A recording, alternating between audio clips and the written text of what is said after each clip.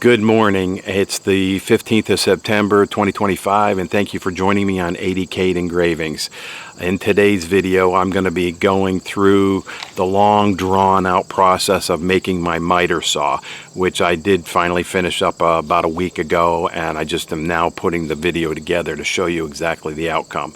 As always, I show you the good, the bad, and the ugly. This did not turn out as I had originally conceived this project to go, but in the long run I think it's going to work out for the best.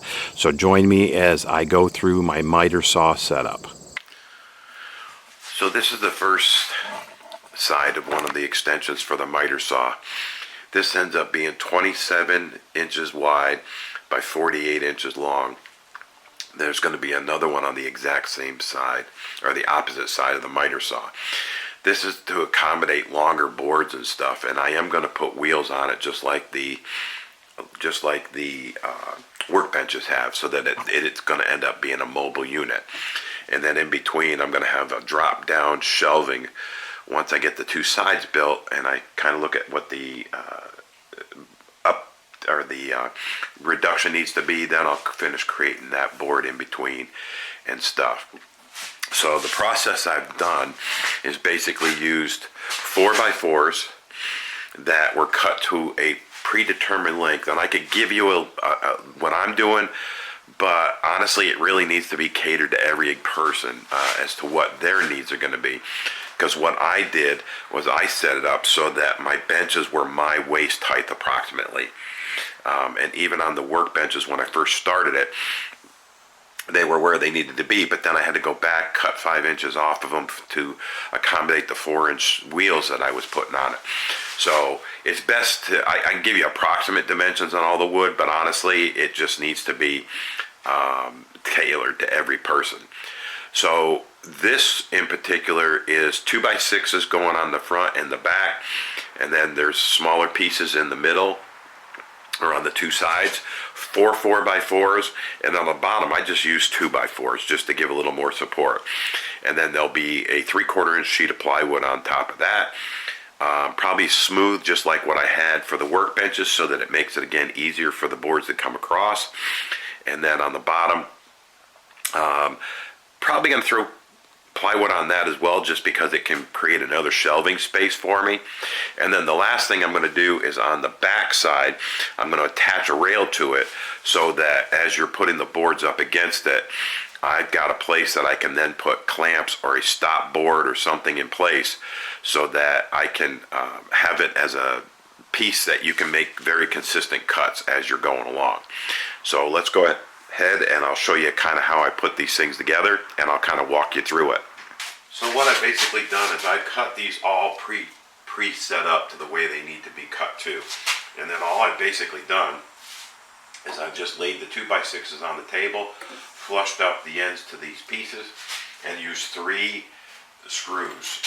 They're going to be deck screws, 10 by 3 inches, and I just used 3 of them. And the thing that helped me kind of hold these things is I was able to use some of these clamps that I picked up at Lowe's. And that way, once I get them in place and I got them flushed up to where I need to be, it just gives you that extra set of hands. And then all I basically got to do is sit here and punch them through. Because this is a lightweight piece, the one thing I have found that helps a lot was I got one of these hole punches. And basically, if you've never seen one of these, I'd never seen one. I'm familiar with hole punches, but not like this, that you basically push down on these things and it creates a divot. It's spring loaded, so it creates a divot. And then basically then I just take a small screw or a small drill bit and start screwing into that spot. Now, I probably don't need to do this part since I'm using the drill, but it just lines it up so that the drill goes right in very easily. Just pre-drill them just a little bit, enough so that the screw bites, because otherwise you're sitting here, if you're just trying to start them up, those screws are so long that they just, it's not always the easiest to try to get them to go. So I found that to be pretty easy. And then once I get to the outer ones, I do actually use a longer clamp to kind of pull everything in together, keep everything square. And actually on the other one, by doing this process, when I did the crisscross measurement on them, they're perfectly square. They are exactly on the nose, 55 inches in both diagonal directions. So it did a pretty good job on it. And this is kind of the basic idea of what it's going to look like when I get done. The four legs in the center, I just set in there just to give it some perspective of how this is going to look. It's actually going to sit a little taller, about 4 inches higher than that. But this just gives kind of a rough idea of what it's going to look like when it's all said and done. Welcome back to ADK'ed Engravings, and I apologize for the delay in this, but there was a lot of other stuff going on around here, and I want to make sure I don't forget to put this together so you can see what my miter saw table ended up looking like.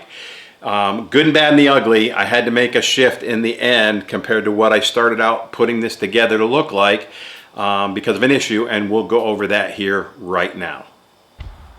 So as you remember, this was going to be made into two identical tables on either side with a center piece, which is what the miter saw was going to end up being on.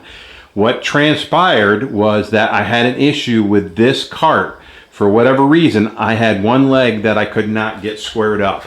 And I still don't understand. The measurements squared up, the legs are exactly the same. The only thing I can think of is that there was a warped board in there of some kind that was causing me an issue. So what I ended up doing was abandoning the idea, not using the middle saw at all. And so what I now have is this setup, which is going to house the miter saw on top and then the extractor on the bottom for the dust. And just like with the other table, the workbench, it is going to be mobile. So what I can do is put it out to the entrance of my garage door on a nice day, let the air blow right out, hook up a hose on the back end of this, and just let all the dust fly out as best I can. And it does a pretty decent job for the most part, keeping anything out from inside here, which is nice. And so that's how it ended up coming out. This piece is going to definitely, I'm going to tear it apart, and it's just going to become a makeshift piece that I'm going to be using for another project of another kind. And then what I ended up doing with that piece is that I just ended up making it a place where I can still bring it over and use it as an extension if need be. But right now it's just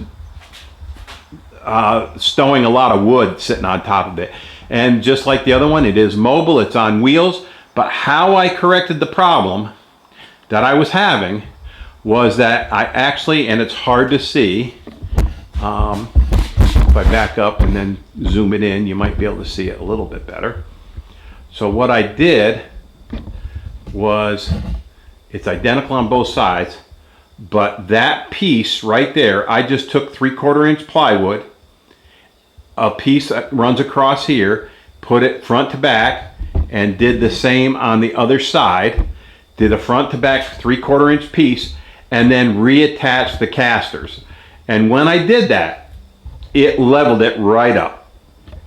Again, I already had this all set up to where I was just going to go with a single unit, so I just decided to go this route and make it a mobile cart that I can wheel stuff around on if need be. It can be used a little bit of an extension if I need it over here. It's definitely not what I had originally figured it was going to be set up as, but that's how it ended up. Thank you for joining me on ADK'ed Engravings. If you have any comments or questions, please feel free to drop them below and I will answer them as quick as I can. Last remaining project I have coming up is the field hockey plaques, which I was doing some testing today on the P2S X tool, and I think I've got it figured out and dialed in. So Friday, Saturday, or Sunday, I am probably going to get those knocked out, and all I've got left to do then is do the brass plaques on those and then put it together. But I think I have it figured out, and that's going to be coming up in the next couple days. Beyond that, I really don't have anything else planned before I have to go back to work, as I'm starting to kind of slow down here and not take anything else on before I leave. But we'll keep you appraised of that as we go along. Thank you again for joining me, and I hope you have a great day.